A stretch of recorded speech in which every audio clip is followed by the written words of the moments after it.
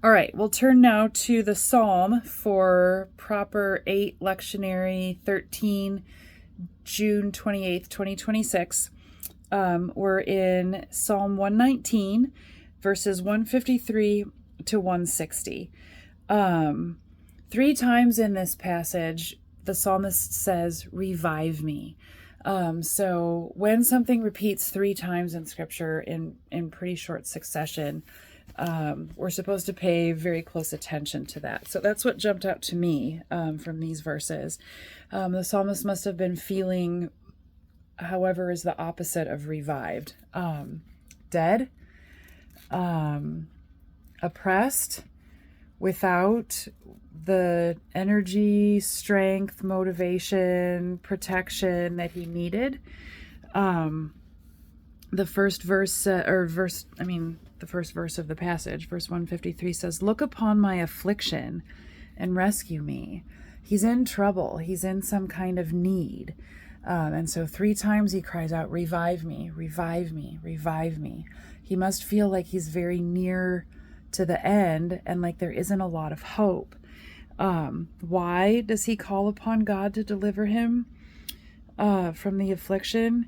He says, I don't forget thy law. I know your word, O Lord. So you come to me and rescue me. Plead my cause and redeem me. Revive me according to thy word. He starts whistling in the dark here a little bit. He says, salvation is far from the wicked. They don't seek thy statutes. He's drawing a distinction between him and the people who are oppressing him. And I don't know exactly what was happening at this time in David's life when he wrote this psalm. But he's drawing a line in the sand. Salvation is far from them. They don't get salvation. They don't know thy law. They don't keep thy statutes. Remember, God, you're merciful. Great are thy mercies, O Lord. Revive me according to thine ordinances. Be faithful to your word. I say this a lot. It is in the nature of God to act in accordance with himself, which means what God has done before, we can expect God to do again. We know that God is faithful. And so the psalmist is calling on God. I know that you're faithful. Please now show up faithful for me. I am in trouble. I need you to revive me. I need you to separate me from these people who do not have your salvation, who do not care what you say. Many are my persecutors and my adversaries, yet I do not turn aside from thy testimonies. He's making his like a court case to God. Okay, God, here's the evidence. I know who you are. I know your word, and I know your word is true. I'm just asking you to be in accord with yourself. I've got all these adversaries. Things are not looking good right now. Deliver me. I know your word. I know who you are. Deliver me. I'm your servant. I belong to you. I do not turn aside from thy testimonies. I behold the treacherous and loathe them. He means I'm not walking that way.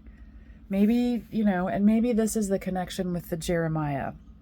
Hananiah claimed to be a prophet of the Lord. He claimed to have the word of the Lord that he was going to deliver to the people, but he was treacherous.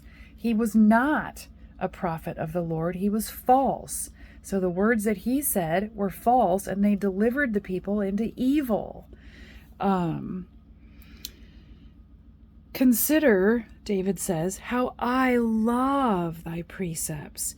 Revive me, O Lord, according to thy loving kindness. The sum of thy word is truth. David says, everything that you say is true. I know your word. All of it is true. The whole of it. I can take every single thing that you say and put it all together, and it's all true. And I know that it's true. And I am steadfast in following it and in keeping it. Not like the wicked people over here. They are doing something completely different. Don't let them triumph over me, God, is what he's saying. Every one of thy righteous ordinances is everlasting. He is trying to encourage himself while in some kind of terrible situation. So this is a strong psalm of hope and of continuing to trust in the Lord when things are not going the way that we want them to go.